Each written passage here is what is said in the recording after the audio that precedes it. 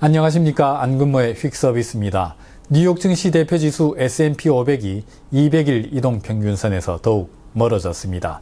우크라이나 사태 불확실성이 고조되긴 했지만은 꼭 그것 때문만은 아닌 것 같습니다. S&P 500 최근 6개월간 흐름입니다. 4,300선에 겨우 걸터 앉았습니다. 지난 1월 4일에 기록했던 사상 최고치로부터 10.66% 떨어진 수준입니다. 전고점 대비 10% 이상 하락하면은 기술적으로 커렉션, 조정 국면이라고 부르죠. 200일 이동평균선에서는 더욱더 멀어졌습니다. S&P 500의 장중 흐름입니다. 고조됐던 우려감이 거치면서 장 초반에는 오름세로 반전하기도 했습니다. 그러나 안도감은 잠시뿐이었습니다. 바이든 대통령이 뭔가 발표를 할 거란 예고에 주가는 다시 흘러내렸습니다. 바이든의 솜방망이 제재를 확인한 뒤에 급히 반등을 시도했지만은 에너지가 부족했습니다.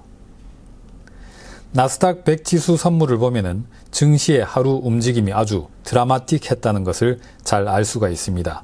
전쟁 우려가 고조되면서 우리나라 아침 시간에는 거의 3% 추락하기도 했습니다. 하지만 이후 꾸준히 회복되면서 뉴욕 오전 시간에는 1% 넘게 오르기도 했습니다. 나름 선방했다고도 볼만하겠습니다.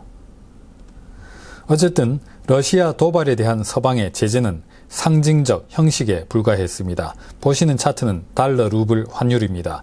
일찌감치 하락세로 반전한 환율은 바이든 대통령의 제재 계획 발표 직후 1% 넘게 급락했습니다.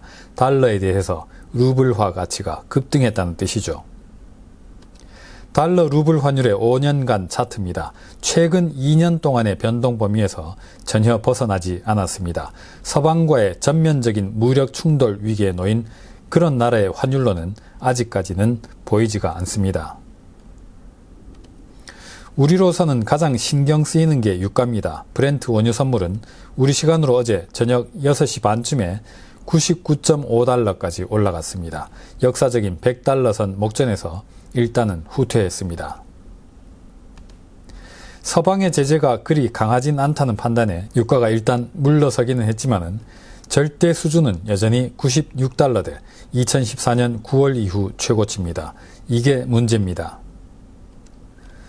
연준 금리 정책 전망에 민감한 미국채 2년물 수익률입니다. 하루 만에 8.4bp 급등했습니다.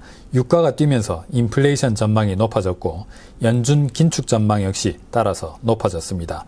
유가가 좀 후퇴했지만은 금리는 고공행진, 꺾이지 않았습니다. 그래서 미국 장단기 금리는 역전을 향해서 다시 질주했습니다. 미국채 2년물과 10년물 수익률 스프레드입니다.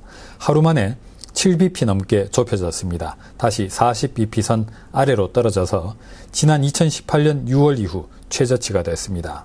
그 당시 연준 정책금리는 1.75 내지 2.0%였습니다. 그런데 지금 연준 정책금리는 여전히 0 내지 0.25%입니다. 양적 완화는 다음 달 초까지 계속될 예정입니다. 오늘은 여기서 마치겠습니다. 감사합니다.